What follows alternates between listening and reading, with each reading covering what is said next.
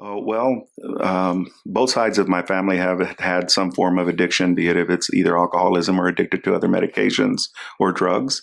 And including myself, at the age of 25, my grandmother had died of alcoholism. I watched her in the hospital systems three different times, cirrhosis with the liver, and she died at the age of 74, which was back in 1987.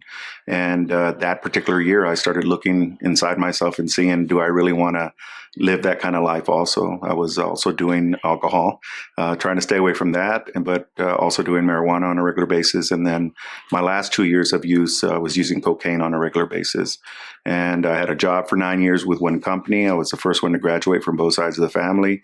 I had my college degree, and I thought that I would be happy. And I had marijuana and drugs and alcohol, and I thought I'd be happy, and I wasn't.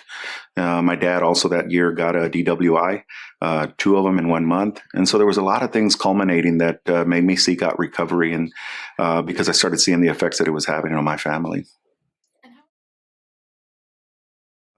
It was talked about in my family, very minimal. That Uncle so and so has a problem with drinking, or your grandma has a problem with drinking, but it's not her fault. It's my step grandfather's fault, and always looking to blame somebody else, either at a system or another family member. So it was rarely really talked about, and even today, it took my mother at least 10 years to acknowledge to me that she recognized that her own mother had died of alcoholism.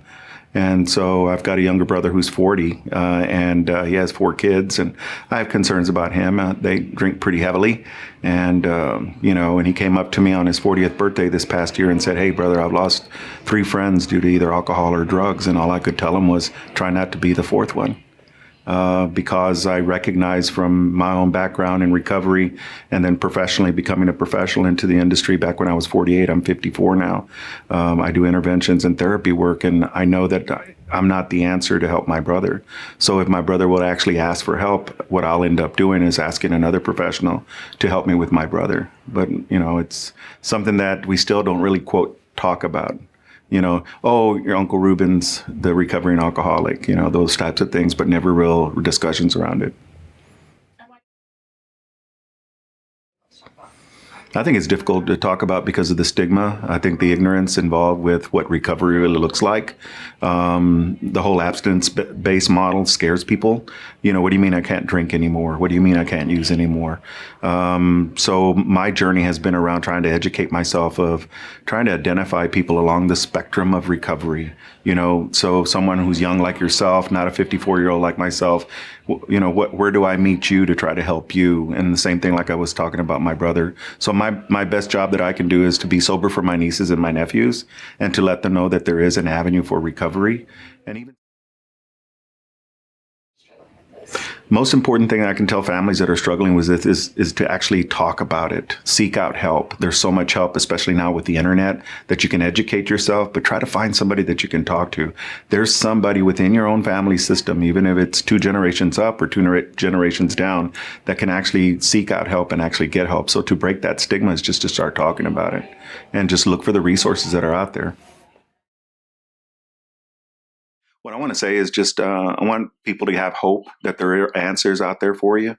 And all you have to do is just pick up the phone and call or email someone who's in the recovery community and seek out that help. That it's not going to be easy. You might knock on two or three doors before somebody finally opens, but there'll be resources out there. And especially the 12-step community is out there for you if you really want help. And stay open-minded. It talks about, and what I've learned in my own recovery, I've got to stay in the how, and that's honesty, open-mindedness, and willingness. That's how I'm going to be able to do it. Do I stay honest with myself and my own addiction? Even at 27 years sober, I still have to look at the reality that I'm still addicted to alcohol and drugs. And for me to pick up an alcohol or drug might not initially do damaging things to me and my family, but eventually it'll catch back up to me. And that's what was happening with my grandmother when she died of alcoholism, was that she didn't start drinking until she was in her 50s. But by the time she was 74, she was dying of cirrhosis of the liver. So the impact that it's had on me is a positive impact, that my grandmother didn't die in vain.